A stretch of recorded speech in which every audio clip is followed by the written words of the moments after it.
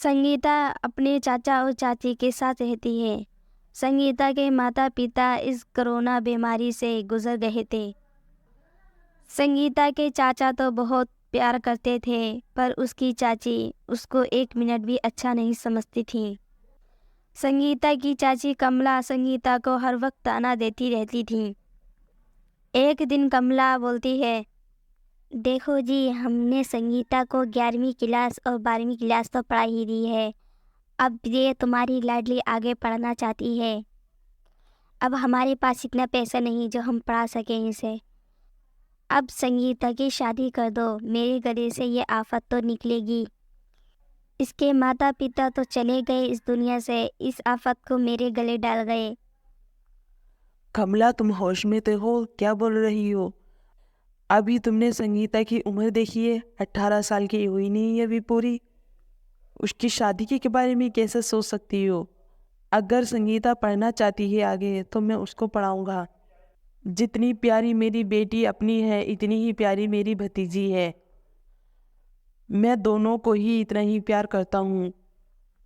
हाँ हाँ, तुम तो करोगे, तुम्हें अपनी बीवी और बेटी का ख्याल है। मेरी और मेरी बेटी के बारे में तुम सोच भी नहीं रहे। ठीक है, तुम चाचा भतीजी रहो, मैं अपने मैके जा रही हूँ। संगीता ये लड़ाई सुनकर कमरे में आ जाती है और अपनी चाची से बोलती है, चाची क्या हुआ? आप चाचा पे गुस्सा क्यों कर रही हो? मैं अपने मैके जा रही हूँ और इस मैके जाने की वजह तुम हो, मनहूस कहेगी। जब से तुम मेरे घर आई हो, मेरे घर लड़ाई ही कराती रहती हो। पता नहीं तुमसे मेरा कब पीछा छूटेगा। कमला की उल्टी सीधी बातें सुनकर संगीता अपने चाचा से बोलती है, चाचा चाची को रोको ना। चाची कहाँ जा रही हैं? चाची कहीं मत जाओ, आप यहीं रहोगी, ये तुम्हारा ही घर है।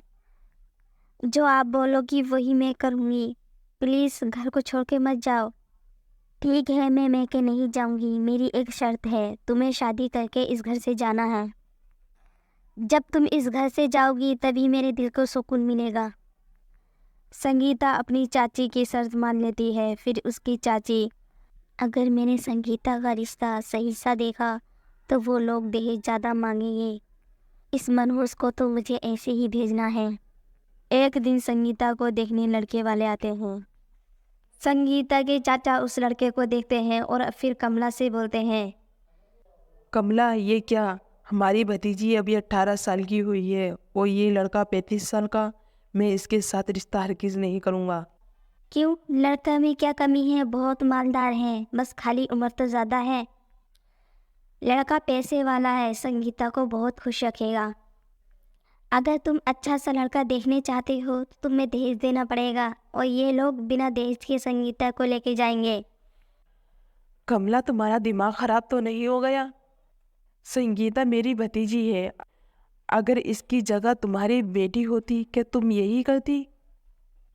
संगीता के चाचा उन लड़कों वालों को घर भेज देते हैं और कमला को बहुत डांटते हैं। फिर संगीता के चाचा खुद ही रिश्ता देखते हैं संगीता का।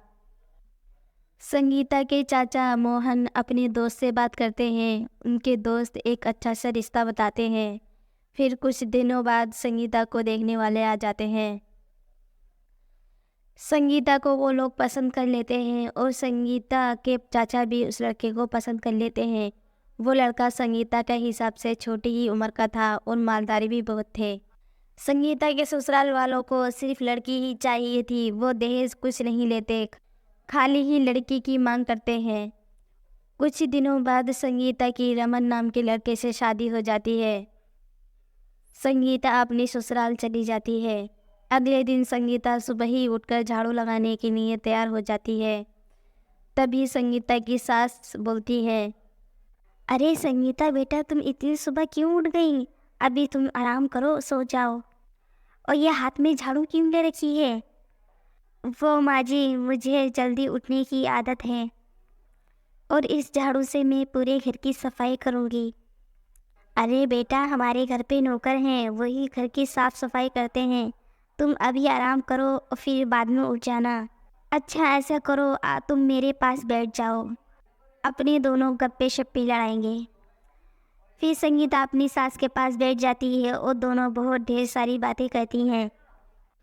संगीता अपनी सास की बातों में घुल मिल जाती है और अपनी सारी पढ़ाई के बारे में बात बताती है। संगीता की सास बोलती हैं, अच्छा बेटा, तुम आगे कॉलेज में पढ़ाई करना चाहती हो तो कोई बात नहीं, मेरी बेटी कॉलेज जाती है, मैं उसके साथ ही तुम्हारा एडमिशन करा देती हूँ। नंदिनी और तुम दोनों साथ में ही कॉलेज चले जाना।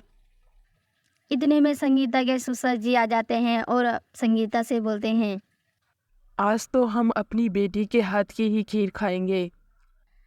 हाँ बाबूजी, आप बैठो, अभी मैं खीर बनाकर लाती हूँ। फिर संगीता खीर बनाती है और सब लोगों को खिलाती है। सब लोगों को संगीता के हाथ की खीर बहुत पसंद आती है। ऐसे ही कुछ दिन बीत जाते हैं, पर संगीता को एहसास नहीं होता कि ये मेरी ससुराल है, बल्कि मैके से ज़्यादा प्यार मिला था उसको। एक दिन सब लोग इकट्ठे होकर बातचीत करते हैं तो संगीता बोलती है, मैंने अपने माँ बाबूजी का प्यार तो नहीं देखा, मैं बहुत छोटी थी। चाचा का प्यार ही मुझे मिला है और चाची के गुस्सा और डांट ही मिली है मुझे। ससुराल के नाम से मुझे डर लगता था, न जाने मुझे कोई समझेगा या नहीं। आज देखो, मेरी ससुराल में इतना प्यार करते हैं, बेटी से भी ज़्यादा। मुझे कभी मैके की याद आने ही नहीं देते। सच में मुझे इस घर में आके मुझे माँ और बाबूजी का भी प्यार मिल गया। संगीता की पढ़ाई भी हो रही थी और फिर अब संगीता ससुराल में